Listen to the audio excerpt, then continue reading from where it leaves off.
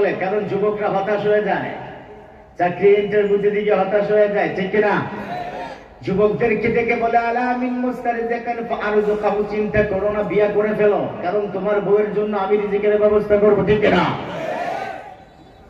বিয়ে করা দরকার আছে না নাই?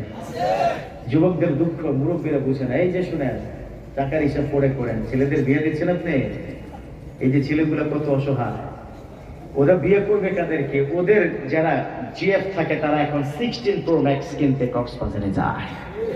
কথা বলা ঠিক না?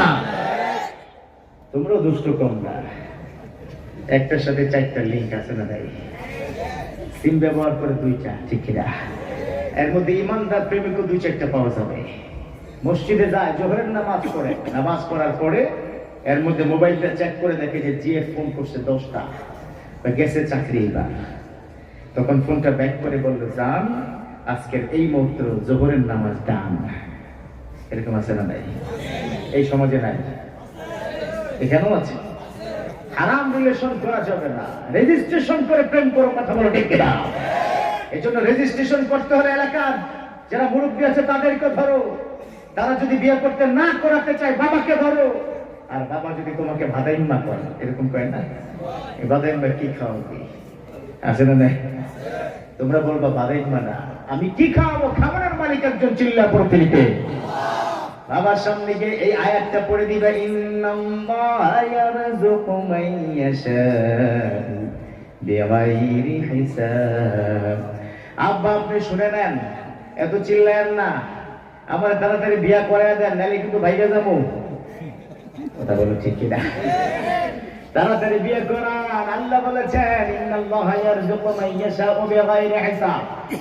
আমার রব্বুল আলামিন তিনি বলে দিয়েছেন, আল্লাহ যাকে খুশি যত খুশি রিজিক দান করে। আব্বা আম্মা রিজিক তো না আল্লাহ, ঠিক না? যে মেয়েটা আপনার ঘরে আসবে, ওর টাকা নিয়ে, ওর ভাত নিয়ে ঘরে আসবে, ঠিক না? আমার কামাই আরো বাড়বে, ঠিক না? বিশ্বনবীর সাহাবী একজন এসে বললেন, ও নবী, একটা বিয়া কইরা ফকির হয়ে গেছি, কি হইছে? পোলা ভাই কয় তাহলে তো বিয়ার আর আশেপাশেও নাই। তোমাদের কথা বলছি না, সাহাবা। আল্লাহর নবীর একজন সাহাবা এসে বললেন, ও নবী, আমার ঘরে খাবার নাই। হাদিসের বর্ণনা বুখারীতে আছে, তিরমিজি শরীফে আছে।